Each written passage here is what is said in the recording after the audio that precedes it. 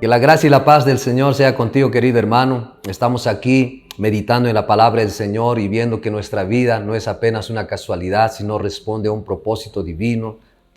Tenemos un destino de parte del Señor y para eso estamos usando la figura que la palabra de Dios nos da del templo de Salomón. Y cómo es que la palabra del Señor también nos enseña que tú y yo somos templos del Espíritu, ese templo eterno, ese edificio eterno, espiritual, que no va a dejar de existir. Y tú y yo somos parte de esa edificación. Por eso el apóstol Pedro, ya vimos, nos dice que somos piedras vivas. Esas piedras vivas que fueron sacadas de las canteras de la oscuridad.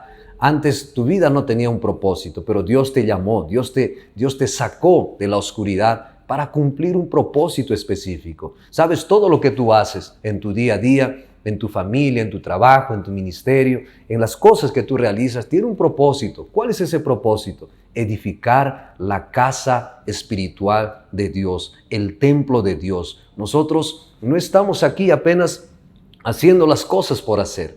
Estamos aquí en respuesta a un plan divino, a un propósito divino. Tu vida tiene un destino. Y ese destino es edificar justamente la casa espiritual de parte de Dios. Ahora, es interesante que hablando de la edificación del templo, había algo que sucedía cuando los constructores edificaban el templo. Primera de Reyes, capítulo 6, versículo 7, dice: «Y cuando se edificó la casa, la fabricaron de piedras que traían ya acabadas, de tal manera que cuando la edificaban, ni martillos ni hachas se oyeron en la casa, ni ningún otro instrumento de hierro». ¿Sabes? Por lo general, los lugares donde construyen edificios son lugares de mucho ruido. ¿Por qué? Porque ahí están los instrumentos, ahí están golpeando, ¿no?, los materiales, están ahí partiendo tal vez los materiales. Sin embargo, dice que cuando se construyó el templo no se escuchó nada. ¿Por qué? Porque las piedras ya fueron traídas cinceladas, ya fueron traídas labradas. Y es que Dios construye su templo en silencio. Y eso es algo muy importante. ¿Por qué? Porque eso nos habla de una imagen de descanso, de la vida cristiana que nosotros debemos llevar en nuestro día a día. ¿Sabes? Dios no quiere que tú vivas en tu día a día estresado, ansioso, preocupado. Dios quiere que tú vivas en el descanso. ¿Sabes quién construyó el templo? El templo construyó Salomón. Y Salomón en hebreo significa shalom. O la palabra Salomón en hebreo es shalom. Y la palabra shalom significa paz, significa descanso. Quien hizo los planos de la edificación fue David, pero quien construyó el templo fue Salomón. Shalom.